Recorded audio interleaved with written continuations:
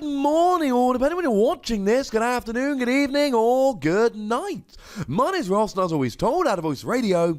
So today, we're going to look at a new Dewgong card. Now, me and Dewgong have had somewhat of a fractious relationship of late. The Dewgong from Fates Collide, I had to play against in a pre-release tournament with the pre-release kits. And I played against the lovely Julian Schaff, one of my commentating buddies. And he used this Dewgong, and it was one of the most annoying, frustrating, and downright unpleasant games, gameplay-wise, I've ever had. Julian's a lovely man. I didn't enjoy that game. But this new Dewgong, ladies and gentlemen, there's a lot of potential with this new Dewgong.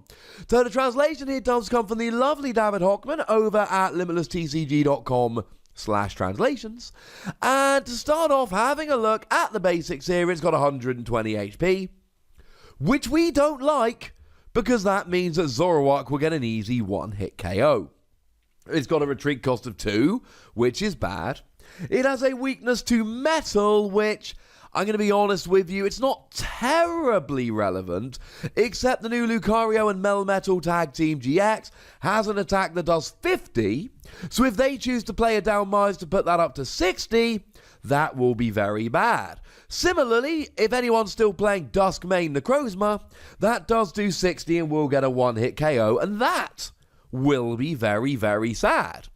Now, the good news is, being a water Pokemon means you can search out the basic with Brooklet Hill here. It means you've got Aqua Patch to accelerate energy, but if you don't want to use that, you can use a combination of Naganadel and Quagsire, and it means that you've always got Articuno to leave in the active to buy yourself a couple of turns, because it prevents your opponent Guzmering something else into the active.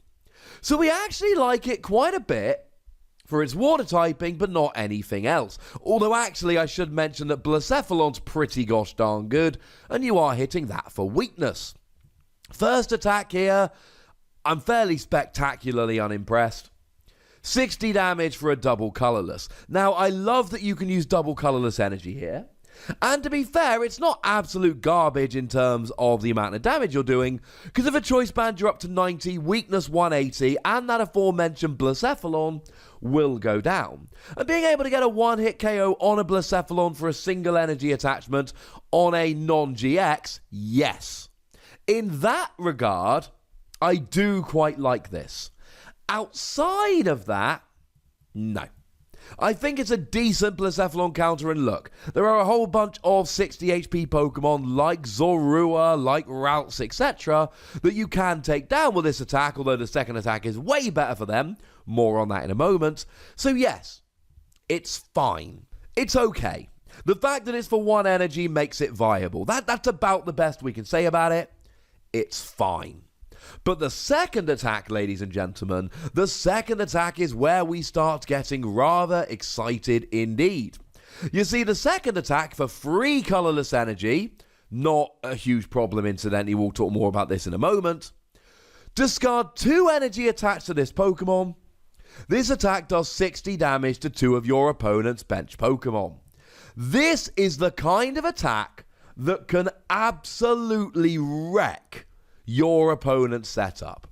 It is the kind of attack that can absolutely win you the game, especially if you bench a Seal and your opponent does not know what this Dewgong does, because this is the kind of card that's going to be forgotten about by a whole bunch of people, and then it's going to come back. And when it comes back, it's going to be fantastic. So, 60 damage. Why is that relevant? Well, you'll notice that 60 is one of the limits. Generally speaking, you don't get to do 60 to the bench. So we can look at something like Kyogre, which has all the same advantages being a water Pokemon that Dewgong has. And it does 30 to 2 of your opponent's Pokemon. Or we can go back a little further and talk Kyogre EX. Now, this is an EX that gives up 2 prizes, and it does 50 to 2 of your opponent's bench. And the reason is, against a lot of decks, 60 damage is 2 KOs and 50 damage isn't. I mentioned Zorua earlier. I mentioned Ralts. I could have mentioned Rockruff. There are so many evolving Pokemon that have 60 HP. And if we look at something like Rockruff, we could go, well, there is a 70 HP version. But then we remember that Professor Elm's lecture is a thing, lets you search for free Pokemon with 60 HP or less. And that means that an awful lot of people are going to want to play the 60 HP version. And that is where you absolutely capitalize here. And remember, if you go first, you get to attack before your opponent gets to evolve. So there's none of this, well, what if your opponent just immediately evolves? No, that might not be an option.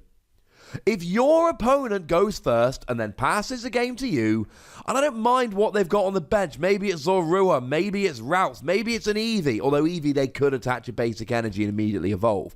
But let's say they didn't. You get to KO 2 of them right away. Now, imagine you're playing against a Zoroark deck. And remember, Zoroark is still everywhere. You bench a Dewgong and attach a basic energy to it. Your opponent should, and you definitely do know, that a double colourless energy is all you need at that stage to KO 2 60 HP Zorua. So your opponent has to bench 3 Zorua at once just to get 1 Zoroark out. This could put your opponent in an almost unwinnable position. If they bench 2 Zorua, you just KO both of them. If they bench 1 Zorua, you just KO it. If they bench 3 Zorua, you KO 2 of them. Okay, fine, they then have a Zoroark out. But you can just ignore that Zoroark and just start taking out the rest of the Zorua on the bench as they bench them. Now, admittedly, Dewgong is not going to do much against Zoroark GX. You will need another Pokemon to take it out. But come on, you can find a Pokemon to KO a Zoroark GX. What you're doing here is creating a game state where your opponent can't evolve. Or, I suppose, to be slightly more specific, your opponent has to play 3 basics for the chance to evolve 1. That is not a recipe for success. And look, yes, if you're not playing against a deck with 60 HP basics, then no, I don't like this anywhere near as much. But there are so many decks out there that do play Pokemon that have 60 HP so that they can evolve, that this becomes relevant. Do I think a Dewgong deck in and of itself is going to be amazing? No, I really don't. Do I think you could play a 2-2 Dewgong line to absolutely lock your opponent out of evolution and pretty much shore up some matchups? Yes, I absolutely do. And here's the other thing about Dewgong. It's all colourless energy. So you can be in a water deck and play double colourless energy with Aqua Patch. Or you can use Naganadel Quagsire. But you can pop this in a Malamar deck and accelerate psychic energy. You can play it in a fighter deck and play that new Welder card that attaches 2 fire energy from your hand to one of your Pokemon and then attach 1 from your hand and go. You can play this in any deck that plays any kind of energy acceleration and get it going in 1 turn. But seal with an energy turn 1, double colourless Dewgong turn 2, and you're taking out their bench Pokemon. It is extremely difficult to be taking out 60 HP Pokemon on the bench. Because generally speaking, Pokemon don't want you to do that because you can stop your opponent evolving. That's why Weavile does 60, but it only does it to Pokemon with abilities, and it does it to your Pokemon and your opponent's Pokemon indiscriminately. Against decks that have to play 60 HP Pokemon, or have a choice and choose to play 60 HP Pokemon, it is hard to stress quite how good this is. And yes, I know you have to discard 2 energy attached to your active, but just double colourless energy. Just attach another double colourless. Or use Naganadel Quagsire, or use Malamar, or whatever. This is so easy to get the extra energy on, it really doesn't matter how you go about getting the energy on here. And discarding 2 with a Pokemon that can use double colourless energy really doesn't matter. Just play another double colourless. And there is a possibility that your opponent puts a Zorua in the active so that you can't try attacking it.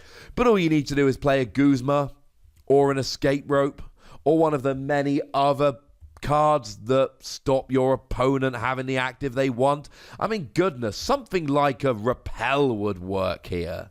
Although why you'd play that rather than Escape Rope, I'm not 100% sure.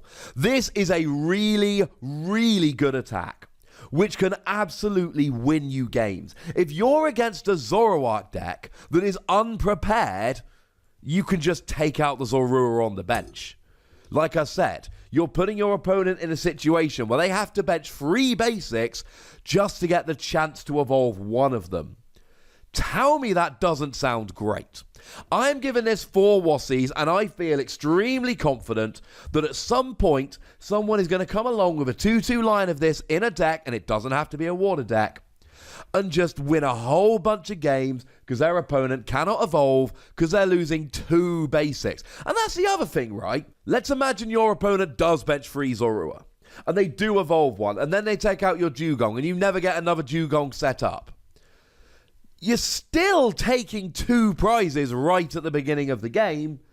And let's say your opponent has a Zorua prized. Yeah, they've now got to go playing something like a Rescue Stretcher just to get a chance of getting another one out. I really like this Pokemon. But I would like to know how you feel about it. So please do let me know in the comment section. Go nuts! But please do remember the rule, ladies and gentlemen. Be nice, would you? And then make sure you like this video, subscribe to this channel, follow me on Twitter at TheWassie, and Twitch for some live action at twitch.tv/PTCGRadio. If you want to support the channel, get some bonus podcasts and all of that, head on over to patreon.com/PTCGRadio, where you can do exactly that. And please do make sure you're checking out youtube.com/WassiePlays for some more Wassie action. But by far the most important thing, as always, look after yourselves till next time. Thank you very much for watching. My name's Ross, and you've been watching PTCG Radio.